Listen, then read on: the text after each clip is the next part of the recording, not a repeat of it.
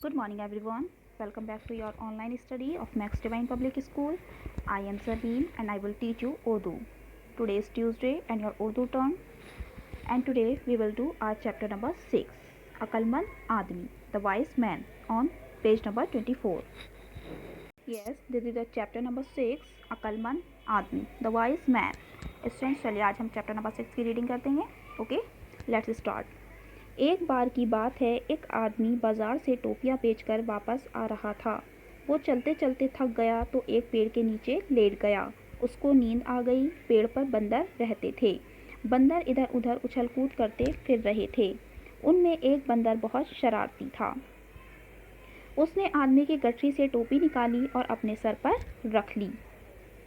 तो बच्चों, एक बार की बात है, एक आदमी बाजार से टोपियां बेचकर वापस आ रहा था और जब वो चलते चलते थक गया तो उसने क्या किया, वो एक पेड़ के नीचे लेट गया और वहाँ पर उसको नींद आ गई। उस पेड़ पर कौन रहते थे? उस पेड़ पर बंदर रहते थे। बंदर इधर उधर उछल कूद करते फिर रहे थे। उनमें से एक बंदर जो था वो बहुत ज़्यादा शरारती था, यानी बहुत नटखट था। उसने क्या किया, उसने आदमी की गठरी से टोपी निकाली और अपने सर पर रख ली, क्योंकि आदमी तो नींद में था, वो सो रहा था। तो उसकी गठरी उसने खोली और एक टोपी निकालकर अपने सर पर रख ली। उसे देखकर दूसरे बंदरों ने भी गठरी से एक एक टोपी निकालकर अपने अपने सर पर लगा ली और कूद कूद कर पेड़ पर चढ़ गए। तो जब और बंदरों ने उस बंदर को टोपी निकालते हुए देखा तो और बंदरों ने क्या किया, उन्होंने भी गठरी से एक एक टोपी निकालकर अपने अपने सर पर लगा ली और कूद कूद कर क्या कहाँ चढ़ गए, वो पेड़ पर चढ़ गए। थोड़ी देर बाद टोपी वाले की आंख खुली तो उसने देखा कि गठरी की सारी टोपियां गायब हैं। जब थोड़ी देर के बाद टोपी वाले की क्या खुली, आंख खुली, तो उसने क्या देखा कि गठरी में कोई भी टोपी नहीं है, सारी टोपियां उसमें से गायब हैं, क्योंकि वो टोपियां कहाँ चली गई थी, बंदरों ने निकाल ली थी। उसने घबराकर सब तरफ देखा मगर उसे कोई भी नज़र ना आया। तो टोपी वाले उस आदमी ने क्या किया, सब तरफ देखा, इधर उधर देखा, लेकिन उसे कोई भी नज़र नहीं आया, यानी उसे कोई भी दिखाई नहीं दिया। फिर जैसे ही उसकी नज़र ऊपर उठी तो सारी बात उसकी समझ में आ गई। अब जैसे ही उसने नज़र उठाकर ऊपर देखा, पेड़ की तरफ देखा, तो उसकी सारी बात समझ में आ गई, क्योंकि उसने देख लिया कि बंदर जो हैं वो अपने सर पर टोपी लगाए हुए हैं, तो वो सारी बात समझ गया। तब वो बेचारा बहुत परेशान हुआ और वो बंदरों को देख कर के उसने टोपी लगा ली, उसकी सारी टोपियाँ बंदरों ने लगा ली हैं, तो बहुत ज़्यादा परेशान हुआ।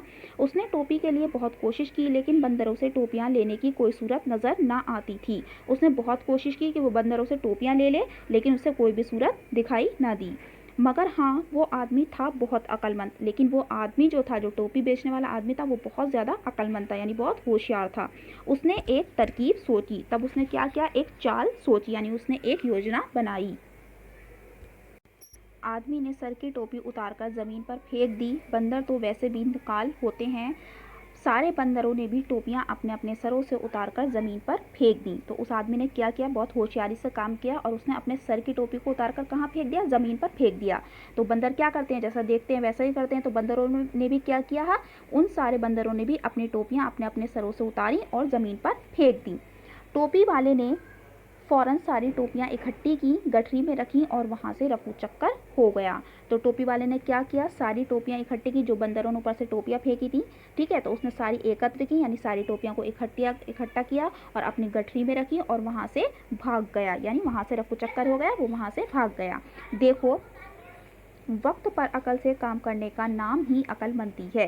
तो क्या कह रहे हैं कि देखो, अगर वक्त पर हम अकल से काम करते हैं तो उसका नाम ही अक्लमंदी यानी होशियारी है। उस आदमी ने कितनी अक्लमंदी से काम किया। बंदर ऐसे तो टोपी देने वाले नहीं थे, दे नहीं रहे थे, लेकिन उस आदमी ने कितनी होशियारी से काम किया कि अपने सर की टोपी उतार कर ज़मीन पर फेंकी।